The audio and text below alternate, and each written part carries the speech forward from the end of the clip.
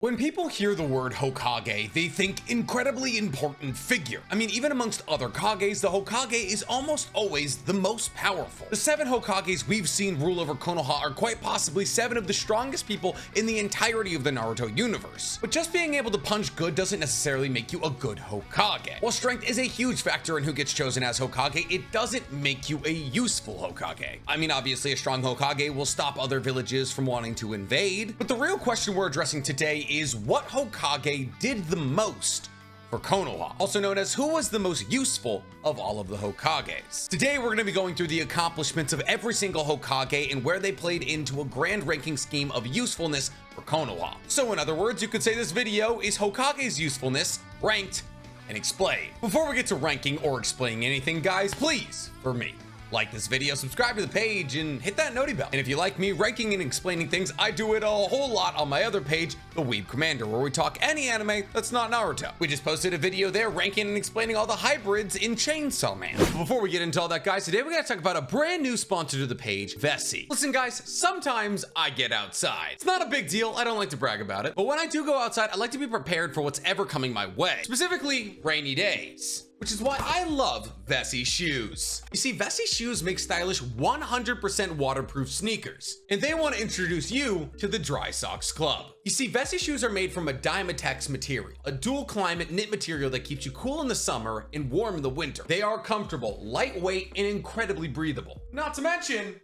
very stylish. Ever since finding out that Vessi was a thing, these have become my daily wears. As somebody who absolutely detests wet socks, this not only prevents me from making my own socks wet with sweat, but also having to deal with rain or puddles making my socks wet. Whether I'm at the gym, shopping, or just going about my day, I can rest assured knowing 100% sure that I have one of the most breathable shoes on the market, but also don't have to worry about spills or rain or puddles ever. But listen, I hear you. You're saying, Nick, there's no way that shoes that look this good and that are this breathable are actually 100% waterproof. so we're gonna do a little demonstration. Here is a wad of toilet paper. I'm gonna put it in the shoe, specifically in the toe of the shoe, the thinnest part. I'm now going to pour water on said shoe. As you can see, it's beating up. It's going right off. Couple of flicks, all gone. But how about the true test? Is the toilet paper in there still dry? You bet it is. As you can see, there isn't an ounce of moisture on this toilet paper at all. That's your socks right there. So what are you guys waiting for? Check out Vessi's Super November sale at vessi.com/nchammer23. Vessi is giving socks to the first 100 pairs of shoes sold using my code. But don't fret, even if you're not in the first 100 orders, if you use my code nchammer23 at checkout, you will get 15% off your pair of Vessi shoes. So come on, guys, it's 2022. Let's stop dealing with wet socks. So, how do you measure the usefulness of the Hokage? Is it the amount of battles they won, what they built in Konoha, the legacy they left behind? Well, it's really all of those things, actually. A Hokage shouldn't only be remembered by the battles they fought. What should truly be remembered is if they had a positive or a negative effect on the future of Konoha. I'd like to also say before we get into this video, I'm only going to be talking about the things that each of these people accomplished while they were Hokage. So while yes, it's incredible that Minato defeated 1,000 Iwa shinobi to end the Third Great Shinobi World's war, he did it before he was Hokage. If I went through every single thing that each of these people did before they were Hokage, it would muddy up the whole narrative. So now that we have our rules out of the way, who's our number 7 least useful Hokage? Well, this one's gonna ruffle feathers, but I hope you'll stick with me here and see the reason. Coming in at number 7 and our least useful Hokage in the long line of them is Minato. I have a tattoo of Minato. He's one of my favorite characters in Naruto. Minato was also one of the youngest ever Hokages when he was elected, but as a Hokage, Minato accomplished next to nothing. See, Minato was elected as the 4th Hokage when Hiruzen stepped down after the Third Great Shinobi World War. You see, people within Konoha, specifically Danzo and the elders, wanted somebody to blame for all the loss of life in the Third Great Shinobi World War. So Hiruzen decided to step down to take that blame onto himself, and upon stepping down, decided to elect the recently found war hero of Konoha, Minato. And Minato ruled as Hokage for about 3-ish years. And during that time, obviously, he was in charge of repairing a nation scarred by the Third Great Shinobi World War, but he was ruling during an era of peace. Now, you can say nothing happening while you're Hokage is a sign of a good Hokage, because things like the Konoha Crush Arc, the Uchiha Massacre, all of that didn't happen under Minato. But you know what did happen under Minato? Orochimaru's human experimentations, as well as Danzo strengthening the root. Basically, the only thing Minato ever achieved as the Hokage was defending Konoha from Kurama, and Obito, obviously. But here's the thing, Minato wasn't the only person who could have defeated Kurama that night. In fact, there was an entire clan that could have been utilized in the battle against Kurama. And I know what you're saying Hiruzen is the one who told the Uchihas to stay behind. and you're right, and Minato wasn't there to overrule Hiruzen because he was on the battlefield against Obito. But Minato also fought side by side with the Uchihas in the Third Great Shinobi World War, and he had 3 years to improve the living situations for the Uchihas. He could have brought the Uchihas, specifically Fugaku, into the Konoha upper echelon, and given the leader of the Uchiha clan as much power as the leader of the Hyuga clan has. Because I'm telling you right now, if Hiruzen told Hayashi Hyuga, you guys aren't going anywhere, the Hyugas would go somewhere. Obviously, defeating Obito was very impressive. Once again, more likely than not, at that current moment, there was probably other people in Konoha who could have defeated Obito. Not a lot of them, mind you. And Hiruzen and possibly Fugaku, if you believe his Mangekyo Sharingan is canon, probably could have given Obito at that moment a pretty good fight. So it pains me as much as it pains you to put him in the 7th spot, but considering the fact all he accomplished was saving Konoha once, kind of have to put him there. And you'll see as we move on the list, only saving Konoha once isn't that impressive. Coming in at number 6 is another fan favorite. I guess all of the Hokages are kind of fan favorites, is Kakashi. Listen, Kakashi would be substantially higher on this list if we had more information about his time as Hokage. Basically, all we know about Kakashi's time as Hokage comes from Kakashi Hiden, Shikamaru Hiden, the last Sakura Hiden, and Konoha Hiden. And only one of those stories focuses on Kakashi. And only Kakashi Hiden and Konoha Hiden actually take place in Konoha. And I struggle to even call Kakashi Hiden a story about Kakashi when he was Hokage because it's a story about him accepting that he's now the Hokage, but Tsunade is still acting as the Hokage. So honestly, when we talk about Kakashi as a Hokage, we kind of have to make a lot of assumptions, mostly based on what Konoha looked like at the end of the 4th Great Shinobi World War and what it looks like in Boruto. You see, in the beginning of Boruto, we see Naruto becoming Hokage, which implies until the events of Boruto, Kakashi was in charge, which means that Kakashi was in charge for the modernization of Konoha. Things like the Thunder Train and the massive city built on top of the Hokage heads were built under Kakashi's supervision, implying that Kakashi was at least partially responsible for bringing Konoha into, well, I guess, the 21st century. The modernization of Konoha is also once again thrusted Konoha into the forefront of strength in the hidden ninja villages. Things like the Shinobiware programs and medical advances have made sure that Konoha will stay as the most powerful nation for a long time. And all of this happened under Kakashi. Now, obviously you could say people like Denki's father, the leader of the Kaminaran group, were more responsible for the modernization of Konoha than Kakashi, because at the end of the day, it's the massive conglomerations that are building these headquarters there that's actually driving modernization. But still, it did happen under Kakashi's supervision. On top of that, Kakashi was Hokage during the last, which was a possible earth-ending event. And while Kakashi didn't do like a whole lot during the last, he mostly just sent Naruto and Sakura to the moon, and also had Rock Lee and his Suicide Corps cut a meteor in half. He's also the person who talked down the Hidden Cloud from using their chakra railgun, which if used not only would have destroyed the moon and therefore created massive tsunamis that probably would have destroyed the majority of the Naruto world, but also would have absolutely killed both Hinata and Naruto. So for giving Minato props for saving Naruto and Konoha, we kind of got to give Kakashi props for saving Naruto, Hinata, and the rest of the world. But once again, I would still love to see much more of Kakashi as a Hokage. But without more information, I can't place him any higher on this list. You know who we do have a lot of information on though? Tsunade, and that's why she's coming in at number 5. See, with Tsunade, this is where the choices truly start to pain me, because Tsunade's usefulness as a Hokage should not be understated. When people think about Tsunade as a Hokage, basically all they focus on is the fact that she sent Jiraiya to the Hidden Rain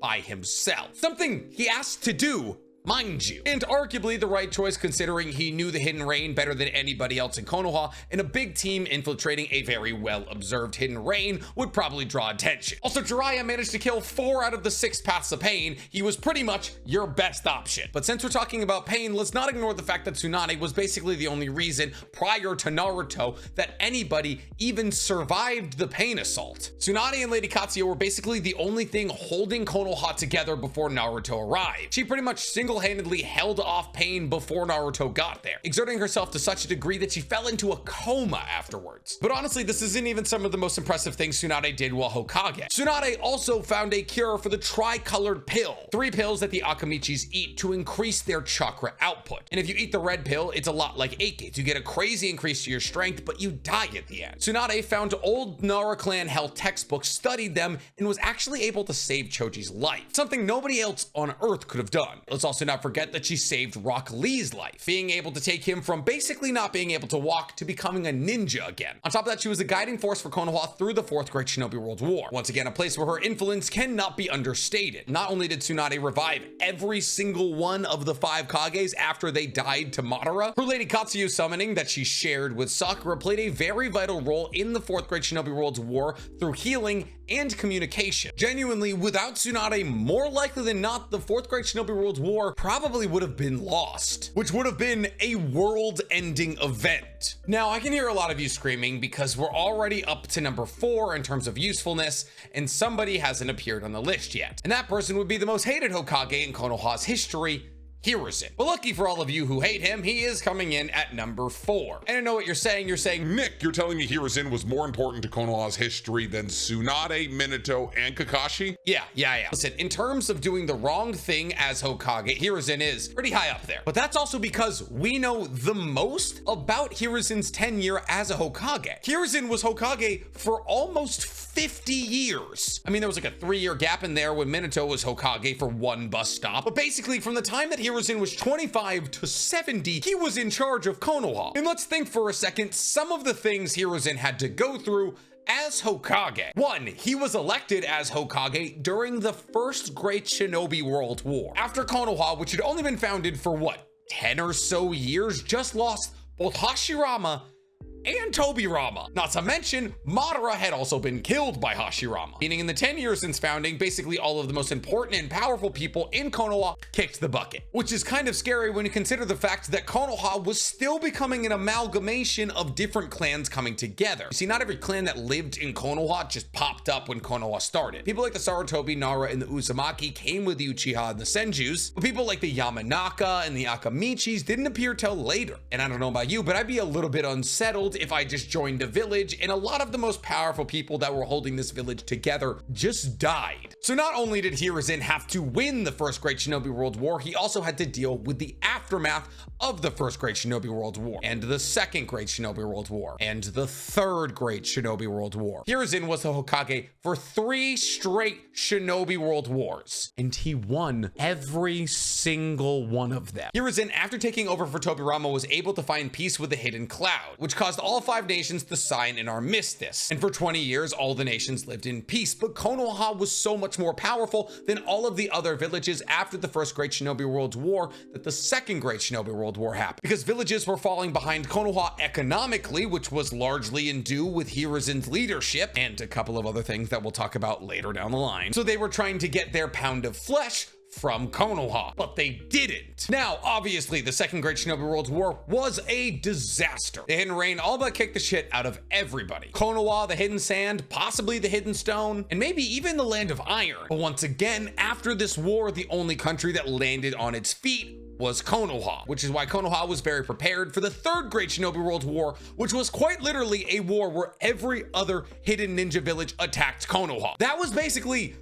the entire war. It's implied that possibly the Hidden Stone and the Hidden Cloud were fighting against each other because the Third Raikage died after fighting 10,000 shinobi for 3 days, and those 10,000 shinobi looked roughly like they were from the Hidden Stone. But we know canonically that every other ninja village was engaged in combat with Konoha. And Konoha systematically won every single battle. Hiruzen was sick of fighting. When he defeated all of these other villages, he wanted peace. He wanted everybody to sign another armistice to stop the war. However, Danzo, the village elders, and a bunch of the angrier citizens of Konoha decided that we've already lost too many people, and all of the other hidden ninja villages are reeling back. This should be our time to push an offensive. In order to end what was at the time the bloodiest conflict in Naruto's history, Hiruzen stepped down and take the blame of all of those lost lives onto himself, ending a war that could have resulted in double or maybe even triple the amount of casualties they were sitting at currently. Did he technically allow Danzo to operate in the darkness and manipulate and possibly kill a bunch of children for dozens of years?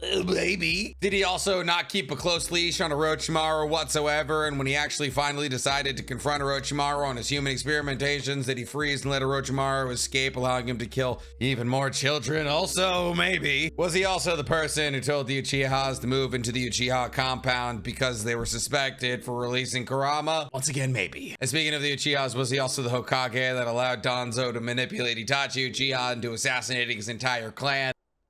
Maybe. Was his blatant refusal to talk to the Uchihas even though he knew a coup was coming basically the thing that killed off Sasuke's entire family? Once again, maybe. But basically the person responsible for making Kakashi and Yamato good people. And sure, Minato might have looked at him and told him to raise his son, and then he threw Naruto in a one-bedroom apartment with spoiled milk and ramen and told him to raise himself, but he had a lot of other things going on. Now, could he have sent a Jonin to keep an eye on Naruto? Maybe. But that's the thing about being Hokage for almost 50 years. Somewhere down the line, you're gonna mess up. Not to mention he was also the Hokage during the Hyuga incident, but he's also almost singularly responsible for foiling the Konoha crush, going up against Orochimaru, Hashirama, and Tobirama simultaneously, mind you, and by foiling Orochimaru's plan, saving Konoha. He also saved Konoha on the night of Naruto's birth, using his Monkey King Enma staff to push Kurama out of Konoha, and giving Minato a safe place to fight against Kurama. So not only did he win 2.5 Shinobi Great World Wars, he also saved Konoha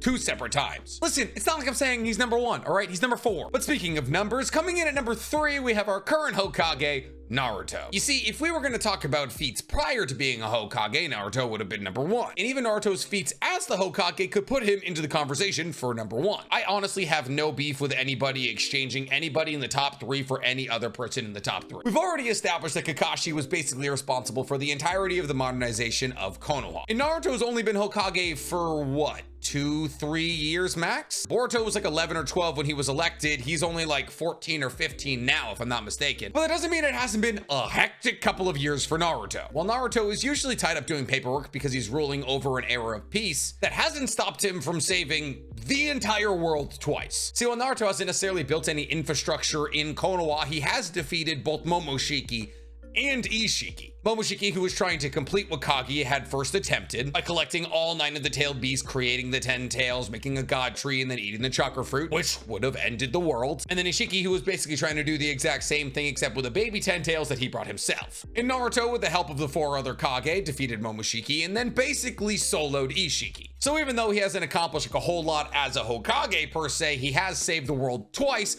while being a Hokage, so number 3. Once again, completely fine if you want to put him at number 1. Saving the world twice is kind of a big deal. The only reason I don't put him at number 1 or number 2 is because of what number 1 and number 2 accomplished for Konoha as a whole. See, obviously Konoha exists on Earth, so Earth being alive is good for Konoha, but spots number 1 and 2 were more focused on Konoha than the world. Let me explain myself. Coming in at number 2 is Hashirama. Yeah, you heard me right. The founder of Konoha is at number 1. String me up. Hashirama, like Minato, was not Hokage very long. Well, actually, he might have been Hokage for a good amount of time. See, Naruto's timeline is very confusing during Hashirama's reign. Hashirama knew Tsunade when she was about 4 or 5 years old, but Hashirama married Mito Uzumaki when he founded Konoha. Tsunade is Hashirama's granddaughter, which would imply that he was Hokage for close to 25 years, which is basically way off from anything else that we use to guesstimate timelines in these early parts of Naruto. Regardless of how long he was Hokage, we do know what he accomplished. Obviously, he created Konoha. That's a pretty big thing, but to give 100% of the credit to Hashirama for building Konoha is kind of stretch. Tobirama played an incredibly crucial role, and so did Madara. If anything, Hashirama was kind of just the golden retriever that pulled together all the useful people that built Konoha. And we know this because we've seen Hashirama's decision making, most specifically when he collected all of the tailed beasts. See, Hashirama, after defeating Madara, who had managed to tame Kurama, the 9 tails, realized that the tailed beasts were incredibly powerful weapons that should be harnessed by the hidden leaf villages. By the way, also obviously defeating Madara as the only person who could probably do it on Earth at the current moment was very important. To say that Hashirama defeating Madara saved Konoha is kind of a stretch, because it's not like Madara would have destroyed Konoha, he would have just led it in a very different direction. But we'll give it to him because the world that Madara wanted basically would have meant destruction for Konoha. Back to the tailed beasts. See, Hashirama went around the world collecting 8 of the 9 tailed beasts because obviously the hidden sand already had Shukaku. And as tensions began to rise amongst all of these new ninja villages and skirmishes started to break out along the borders of these nations, Hashirama came to all the other Kage with a proposal that he would give them the tailed beasts in order to avoid war. And Hashirama wanted to just give them the tailed beasts. No compensation, no IOU, just a straight give. It was Tobirama who forced all of the other Kage to pay for the tailed beasts. And to technically technically we're going by the rules of we can only give you what you accomplished during your role as Hokage. This doesn't count towards Tobirama, but like, it almost should. Because the money garnered from the sale of these tailed beasts is basically what guaranteed Konoha's future. You see, Hashirama actually died before the First Great Shinobi World War, but the money garnered by Konoha by the sale of those tailed beasts is what allowed Konoha to recover faster than any of the other nations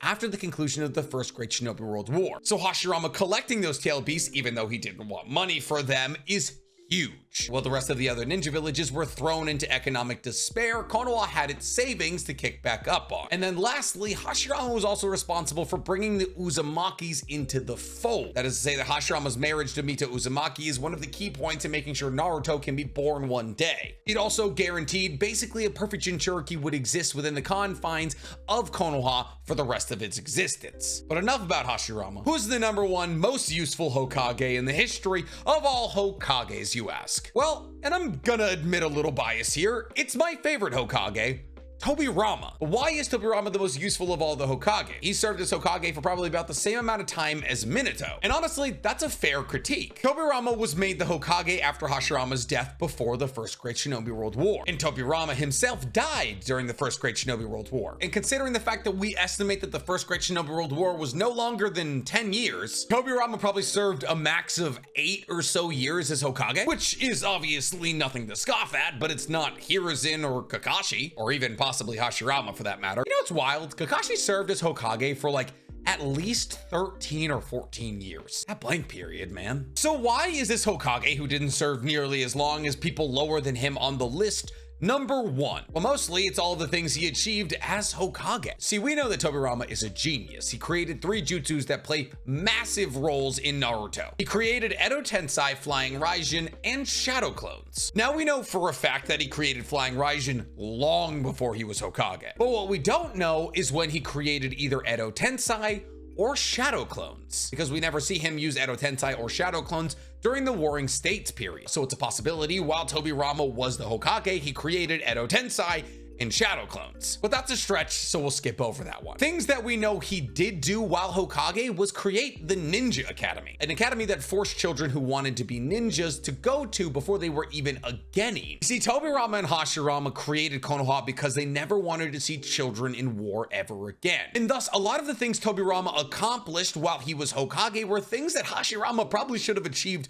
while he was Hokage. See, Tobirama not only made the Ninja Academy, forcing children to be away from the battlefield to learn skills long before they would ever end up on the battlefield, he also created the Chunin exam, a test to test the children who came out of the Ninja Academy whether or not they were ready for war. Once again, creating another layer of separation between children in the battlefront. And to that regard, you could say that Tobirama actually created the ninja ranking system, since prior to the Ninja Academy, you couldn't become a genin, and prior to the Chunin exam, you couldn't become a chunin, which created a system that allowed people to identify what level of mission certain people would be applicable for, making sure that both children and underpowered people aren't sent into missions that are over their skill level, both reducing the risks of ninjas undertaking these missions and reducing casualties. But Tobirama's influence didn't stop there, because Tobirama also created the Anbu, a secret force of highly trained jonin that specialize in secret ops, like reconnaissance and assassinations, and protecting the Hokage. In fact, Tobirama's creation of the Anbu was so successful that other hidden ninja villages copied it. You see, Konoha was the first ever to have Anbu, and everybody else saw how successful the Anbu were and decided to make Anbu of their own. On top of that, Tobirama created the Ninja Police, to which he assigned the Uchihas. Now, some will argue that Tobirama assigned the Uchihas to the Ninja Police in order to make sure that they never rose through the ranks, but I don't believe this to be true. I think Tobirama understood that the Uchihas would by far be the best suited to police people. Their Sharingan and the Genjutsu abilities that it confer are perfect for making sure that criminals are put down without a battle. And if anything, it puts the Uchihas in an authority position, making their presence in Konoha all the more important, because Tobirama didn't hate the Uchihas, he hated Madara. And honestly, that's fair. Lastly, Tobirama chose Hiruzen as his successor and not Danzo. He was the only Hokage to ever have to make that choice,